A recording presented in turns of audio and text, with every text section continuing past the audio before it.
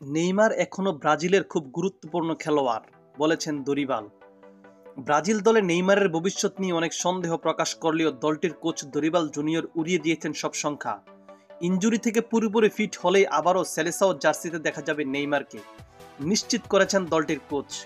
যদিও কবে নাগাদ আল হিলাল তারকায় ফিরবেন এ বিষয়েও কিছুই জানাননি দরিবাল। এরই মধ্যে নেইমারকে ছাড়াই আগামী মাসে বিশ্বকাপ বাছাই পর্বের দল ঘোষণা করেছে ব্রাজিল। একটা সময় নেইমারকে ছাড়া ব্রাজিলের দল কল্পনাও করা যেত না, কিন্তু 10 মাস পার হয়েছে ব্রাজিলের জার্সিতে কোনো ম্যাচ খেলেননি দলটির হয়ে সর্বোচ্চ গোল করা এই ফুটবলার। অভিষেকের পর থেকে নেইমারের বড় শত্রু হলো ইনজুরি, যার জন্য ক্যারিয়ারে মিস করেছেন অন্তত 218টি ম্যাচ। তবে গেল বছরের ইনজুরিটা ছিল খুবই ভয়াবহ। অক্টোবরে উরুগুয়ের বিপক্ষে বিশ্বকাপের ম্যাচ খেলার সময় বাম হাঁটুর লিগামেন্টে চোট পান নেইমার। এরপর 300 দিনেরও বেশি পার হয়েছে মাঠে নামেননি। রেকর্ড ট্রান্সফার ফিতে আল হিলালে যোগ দেয় এই ফুটবলার। সৌদি ক্লাবটির হয়ে খেলেছেন মাত্র 5 ম্যাচ। তার সার্ভিস না পাওয়ায় বেশ ভুগছে ব্রাজিল দলও।